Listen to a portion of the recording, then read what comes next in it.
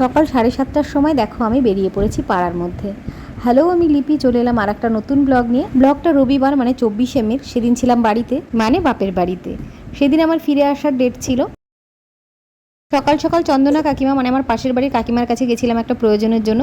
তো সেখানে গিয়ে একটু চা মুড়ি খেয়ে নিলাম, তারপরে বাড়ি এসে আবার একটু চা খেলাম। চাটা খেয়ে আমি আর বৌদি এখানে সমস্ত জিনিসপত্র বাঁধাবাঁধি করছি, মানে বৌদি বিশেষ করে গুছিয়ে দিচ্ছিল আমি বাড়ি থেকে কি কি নিয়ে আসবো সেই সব জিনিসগুলো। বাড়ি থেকে আসার সময় প্রচুর শাকসবজি নিয়ে আসা হয়, মানে এখান থেকে সেখান থেকে, এ বাড়ি থেকে দিচ্ছে কিছু, কাকিমারা কিছু দিচ্ছে, আমার বাড়ি থেকে কিছু দেওয়া হচ্ছে, এক বস্তাখানেক শাকসবজি হয়ে যায়। যেমন এই যে কচু শাকটা দেখলে, সেটা কিন্তু চন্দনা কাকিমাই আমাকে দিয়েছে। তারপরে চলে এলাম আমাদের বাড়ির পেছনের দিকের বাগানে। এখানে কাকিমা প্রচুর সবজি টবজি করেছে, তাই জন্য বড় একটা ব্যাগ নিয়ে এসেছি, অনেক কিছু তুলে নেব। আর এরকম গাছ থেকে টাটকা টাটকা জিনিস তুলে নিতে বেশ ভালো লাগে। দেখো কি সুন্দর শশা হয়েছে, প্রচুর শশা হয়েছে, প্রচুর শশা না পেকে পেকেও গিয়েছে। আর প্রতিটা ডগাতে একটা করে শশা হয়েছে, কচি কচি শশা, এত ভালো লাগছে দেখতে। তো সেগুলোই তোমাদেরকে আমি দেখাচ্ছিলাম।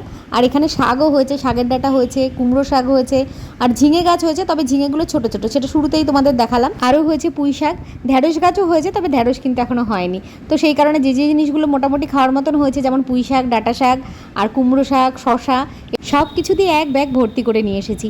যদিও তখন মনে হচ্ছিল এক ব্যাগ, তারপরে বাড়িতে এসে যখন সবাইকে দিতে বসেছি, তখন দেখছি সবাইকে দিতে গিয়ে না কাউকে কাউকে বাদ হয়ে গেছে, মানে দিতে পারিনি আমি। তো এই ব্যাপারটা আমার খুব খারাপ লাগে। আমি চেষ্টা করি সবাইকে যেগুলো নিয়ে আসি সবাইকে একটু একটু করে দিয়ে খেতে, কারণ এটাতে না বেশি আনন্দ হয়। আমার বাপের বাড়ির জিনিস সবাইকে দেবো। আর একটা জিনিসও নিয়ে এসেছি, সেটা হচ্ছে বাড়ির না, সেটা কিনে নিয়ে এসেছি, অনেক কমে পেয়েছি, মানে সস্তাতে পেয়েছি এখানে, তাই জন্যে নিয়ে এসেছি কিছু পেঁয়াজ রসুন। বেশ অনেকটা করে নিয়ে এসেছি, সবার সঙ্গে দেবো, সবাইকে একটু একটু করে দেবো, আর আমাদের বাড়িতেও লাগবে। তো দেখো তারপরে ফ্রেশ হয়ে নিয়ে এসে বাড়ি এসেছি, মানে বাগান থেকে এসে আগে স্নান টান করে নিলাম, নিয়ে এখানে বসে গল্প করছি। ভাইটা এসছে, মানে পাশের বাড়ির ভাই সুকান্ত এসছে, এখানে আমার বৌদি রয়েছে, আমার দাদা রয়েছে, ছেলেমেয়েরা রয়েছে, সবার সঙ্গে গল্প করছি। আর এই বেচারা কি করবে, পড়াশোনাও করতে হবে, টিচার আসবে, সেই জন্য বই নিয়ে পড়ছে। পড়ায় যদিও মন নেই খুব একটা ওর। বৌদির রান্নাবান্নাও হয়ে গেছে, এবার আমরা সবাই খাওয়া দাওয়া করে নেব। খাওয়া দাওয়া করে দেখো 10:30টার মধ্যে আমরা বেরিয়ে পড়েছি। গেছিলামও সেদিন 10:30টার মধ্যে, আজকে বেরিয়ে পড়লামও 10:30টার মধ্যে। তো 22 তারিখে গেছি, আর মাঝখানে 23 তারিখ থেকে 24 তারিখে ফিরে এলাম। তো ফেরার সময়, যাওয়ার সময় যে একটা আনন্দ কাজ করে, হ্যাঁ মন খারাপ কাজ করে, সেটা তো তোমাদেরকে অনেকবার বলেছি কেন মন খারাপ লাগে আমার যাওয়ার সময়, তবে ফেরার সময় না আরও বেশি মন খারাপ লাগে। কিন্তু কি আর করা, এটাই আমাদের মেয়েদের জীবন। আমার বাপের বাড়িতে গিয়ে থাকা নিয়ে আমার শ্বশুরবাড়ি থেকে কোনোদিনই সেরকমভাবে রোকাটোকা করেনি আমাকে। একটা সময় পরে আমি নিজে আর যেতে পারিনি বা থাকতে পারিনি, মেয়ের স্কুল শুরু হলো, আর এখন তো সংসারটা পুরোটাই আমার উপরে। তো স্বাভাবিকভাবেই বেশি দিন গিয়ে থাকা সম্ভব হয় না আমার পক্ষে।